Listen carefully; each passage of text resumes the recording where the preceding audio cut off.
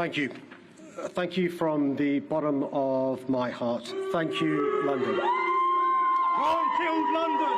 Go and kill London! Can you please? Sadiq, just pause now, please. The security will remove people who disrupt the speech. I made it very clear beforehand that that was not to happen.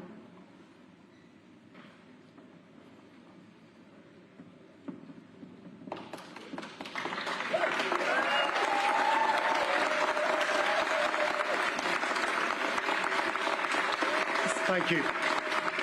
Thank you from the bottom of my heart. Thank you, London. It's the honour of my life to serve the city that I love. This is my video update on this Sunday, May the 5th. Christos Anesti, Christos Voskres.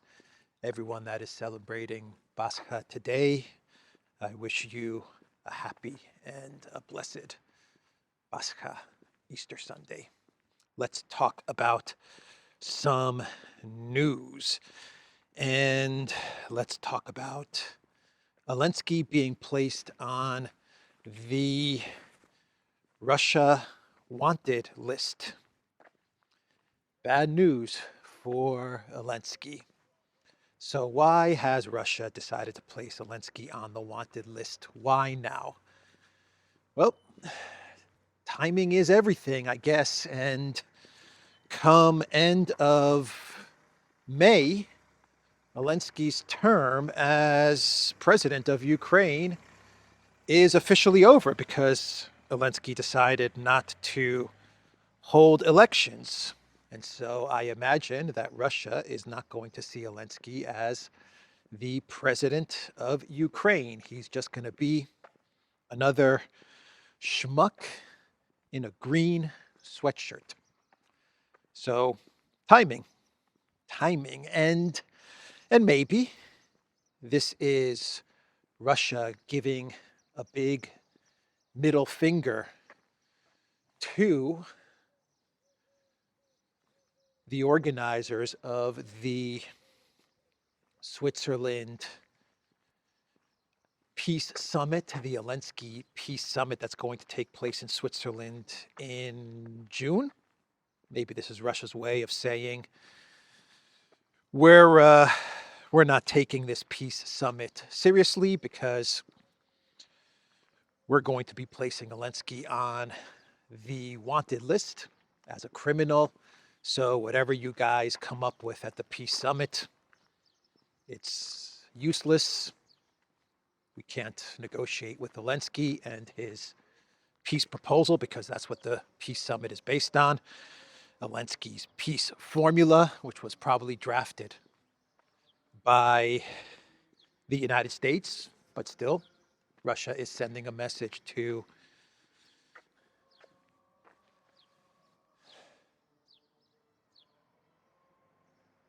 I don't know, can you guys hear the music?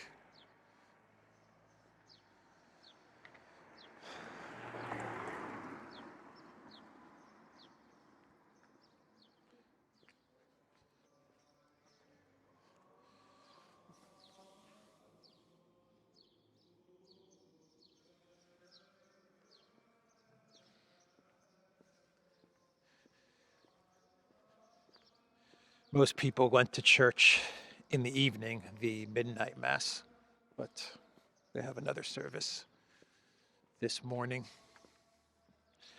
So what was I saying?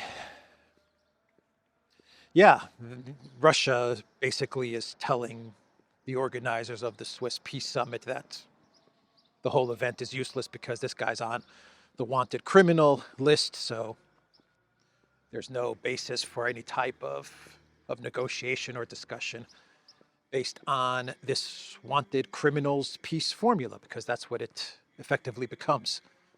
A peace formula created by someone on Russia's criminal wanted list.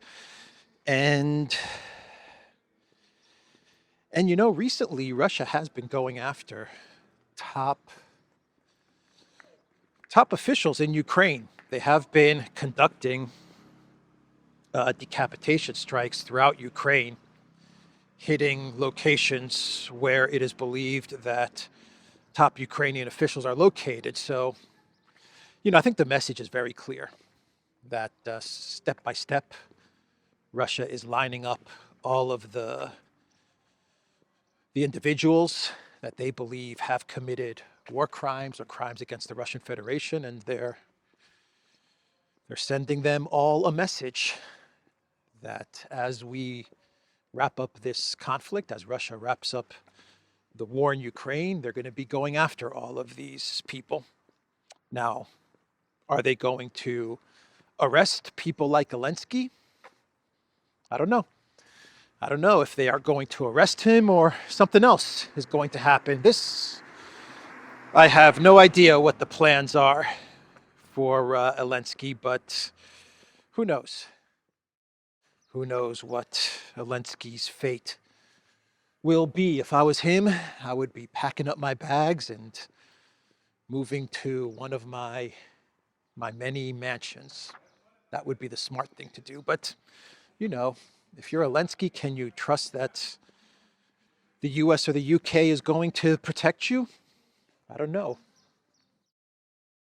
But this was big news. This was very big news. By the way, Poroshenko, I believe, is also on this list. And I think, I could be wrong about this, but I believe that this list was the list that Kaya Kallas was placed on. I could be wrong, but I think Kaya Kallas is also on this list.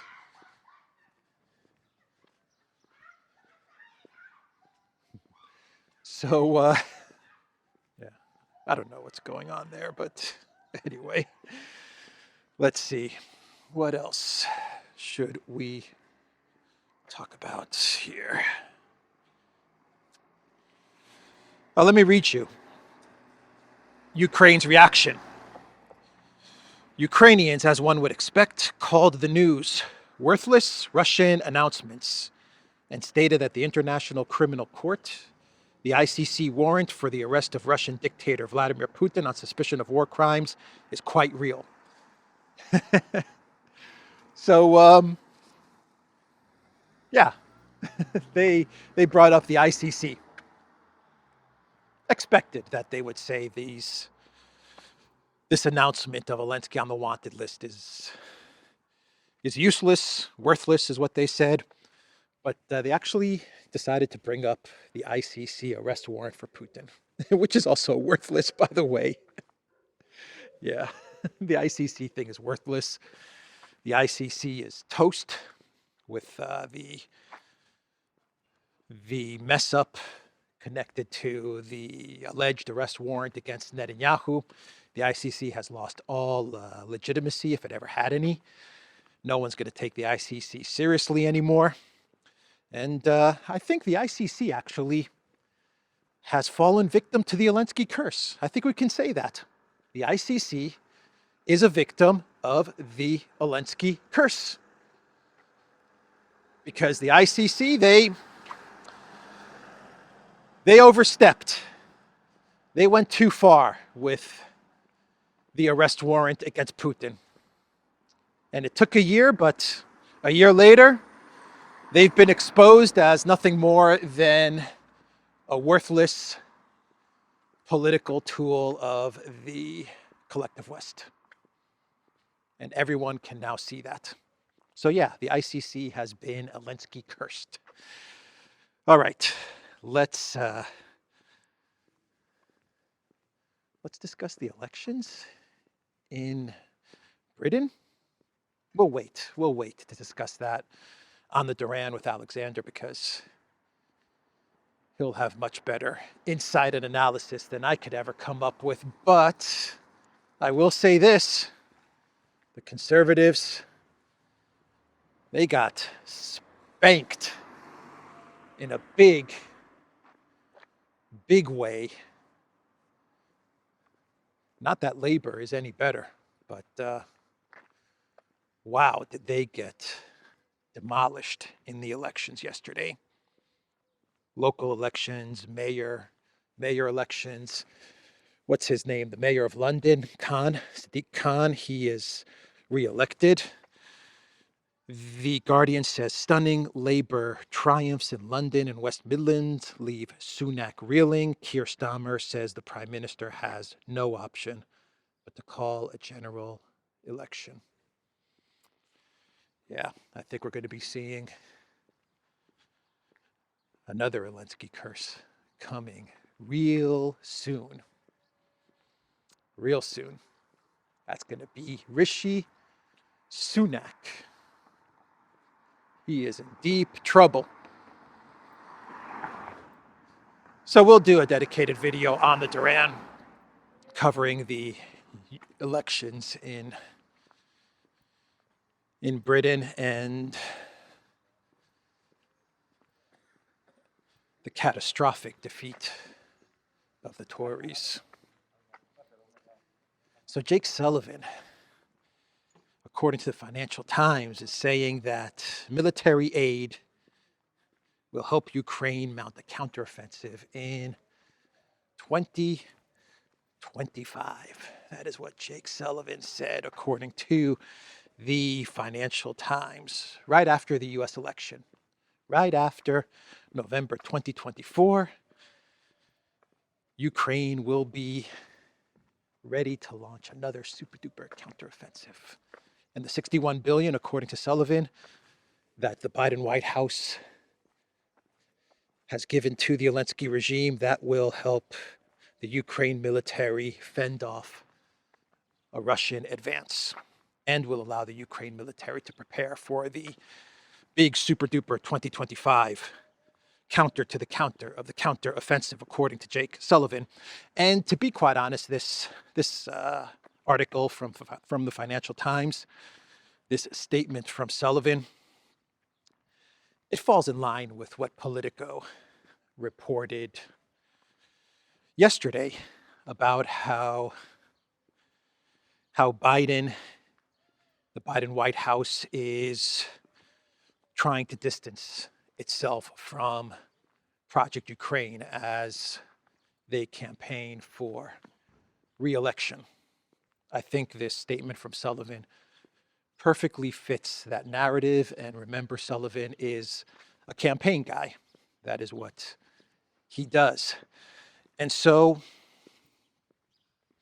the Biden White House, according to Politico, they're going to say that the $61 billion, I talked about this in my video yesterday, the $61 billion for Project Ukraine is a huge foreign policy win. And now Biden, as he campaigns, he's not going to talk about Ukraine anymore because, according to various officials in his White House, Ukraine is just a losing issue. They want Biden to now focus on the economy and domestic U.S. issues and Bidenomics and stuff like that. They don't want him to talk about Ukraine. So what Sullivan is saying is basically the same thing that Politico was reporting on yesterday with Biden distancing himself from Ukraine, which is, look, we've passed the $61 billion. We got the funding. Now Ukraine can defend against Russia. They can build up their military, and they could prepare for an offensive after the elections. So let's not talk about Ukraine anymore. We did our part. That's what Sullivan is saying. We did our part. We got them the money. Now they can get through 2024, and come 2025, they'll be ready again for another counteroffensive. That's basically what he's saying. So I think this statement from Sullivan confirms Politico's reporting. I have no idea where I am, by the way. It started out cold today and rainy, and now it's getting hot. So, yeah, and by the way, this doesn't mean that the collective West and Sullivan and the deep state and and the Pentagon, whatever. It doesn't mean they're going to stop trying to keep the war going in Ukraine. They're going to stop trying to send weapons to Ukraine. They're going to stop trying to get money to the Elensky regime and steal the $300 billion in Russian frozen assets and put together a 10-year long-term financing deal with the Elensky regime. It doesn't mean that any of this is going to stop. It just means that Sullivan and the Biden campaign, they don't want Biden to talk about this as he's campaigning, whatever that even means. Biden campaigning, I don't know. But they don't want Biden to talk about this stuff. So they'll go after the $300 billion in Russian frozen assets. They'll try to put together a 10-year financing deal with Ukraine. They'll continue to try and get weapons and prolong the conflict and take out the Kerch Bridge. They're going to continue to do all this stuff.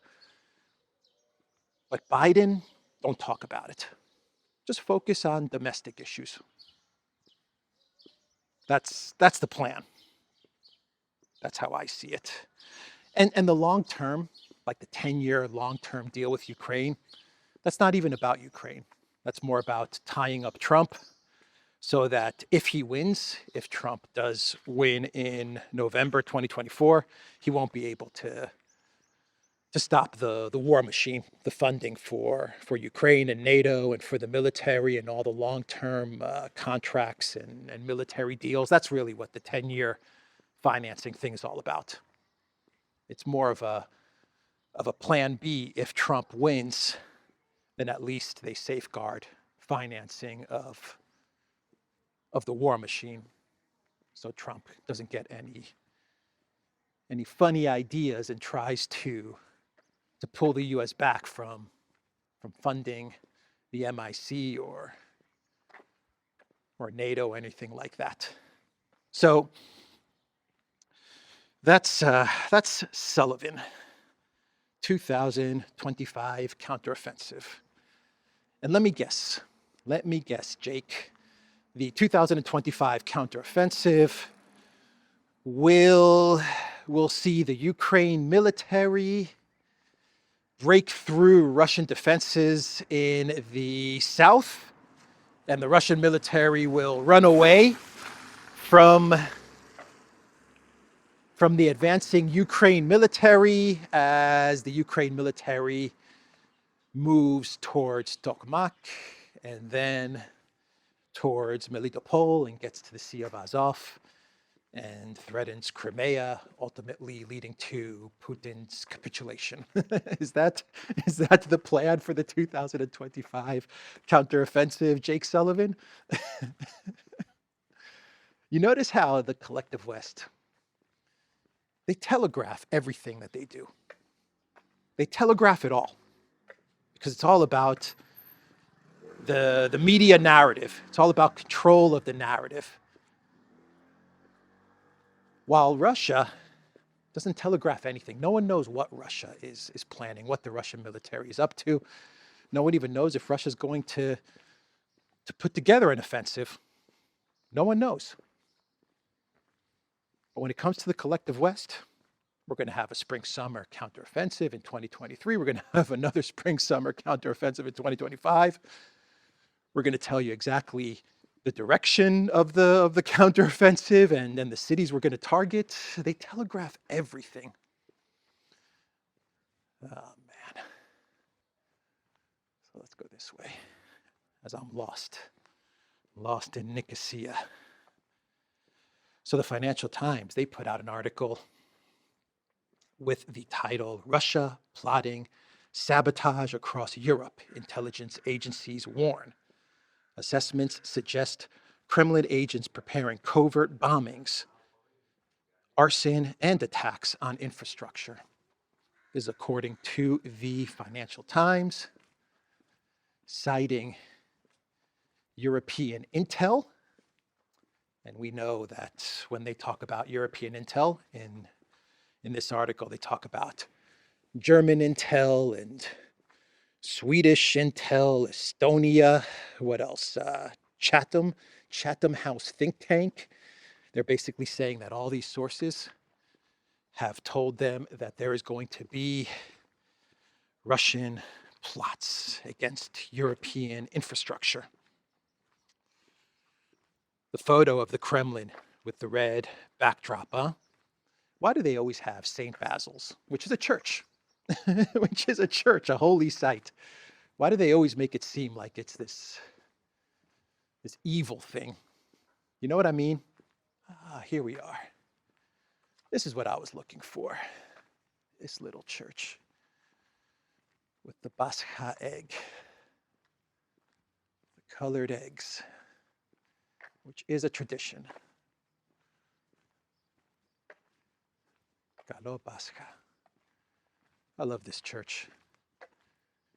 This church should be in a movie or in a music video.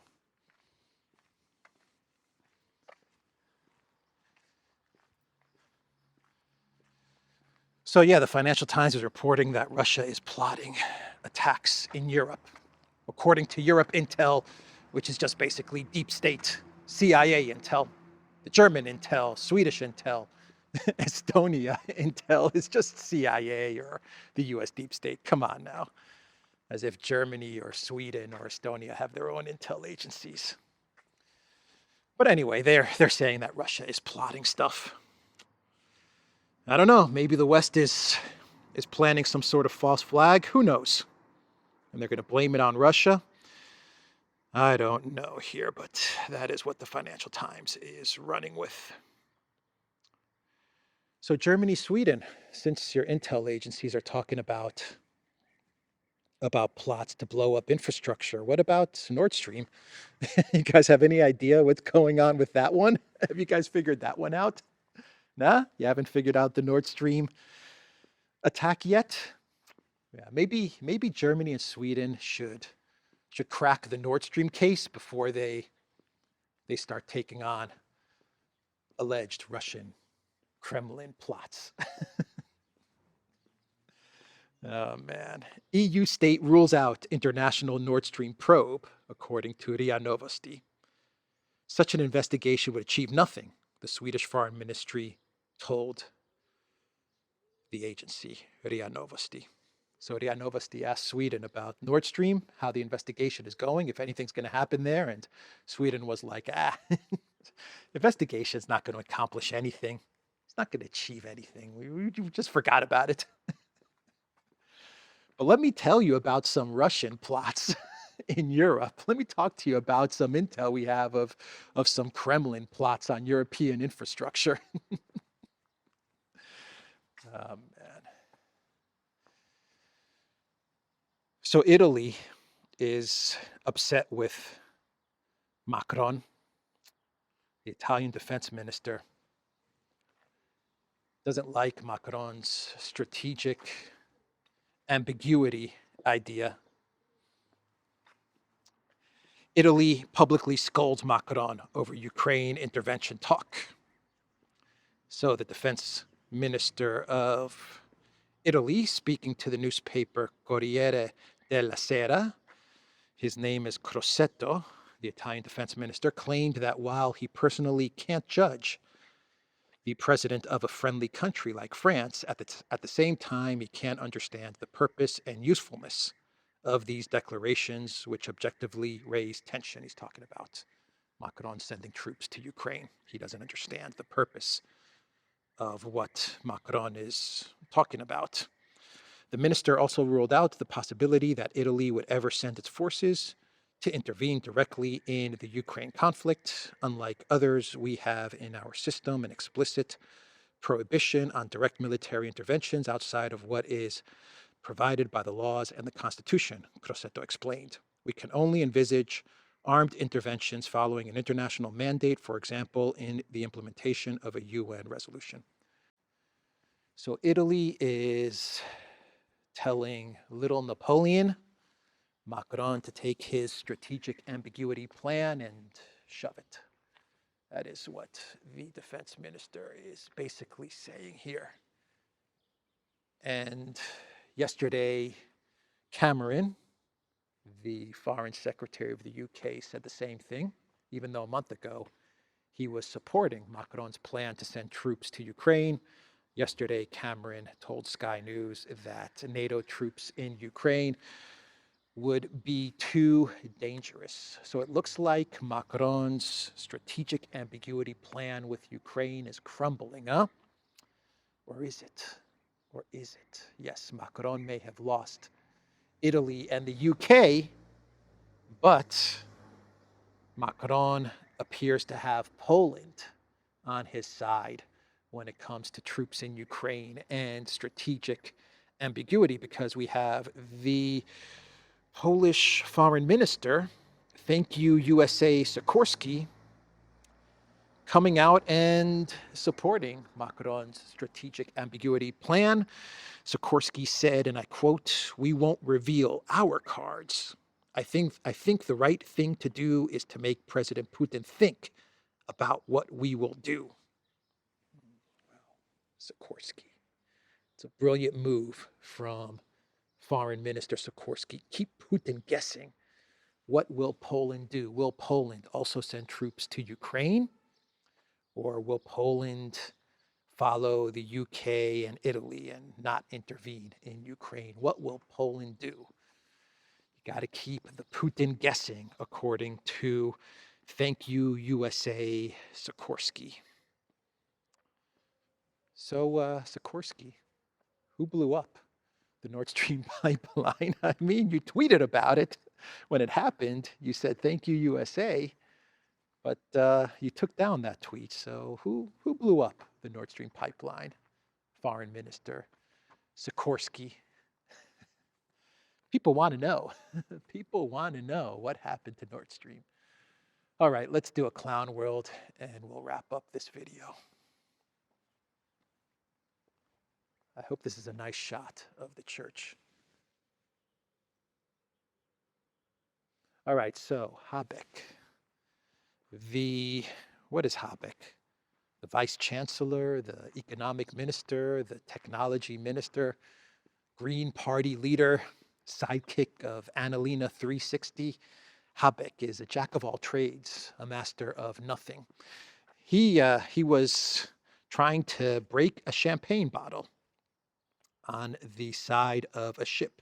German Robert Habeck was unable to cope with a bottle of champagne at the launching ceremony of the new transfer of the ship Impulse. And he was trying to break the bottle and trying to break the bottle, and it wouldn't break. And eventually the bottle just slipped out of what was holding it, and that was it. I don't know if this video is new or old. I have no idea, but oh boy, Robert Habeck. Green Party leaders in Germany. They are an embarrassing bunch. They can't do or say anything right. Habeck, Annalena, just embarrassing. Absolutely embarrassing, these Green Party leaders. And yet, they've been given so much power. Many people believe that Habeck and Baerbock, well, specifically Habeck, is the real chancellor of Germany. And he wants to fight the Putin. He can't break a bottle of champagne against a ship, and he wants to fight the Putin. Habeck, who are you kidding?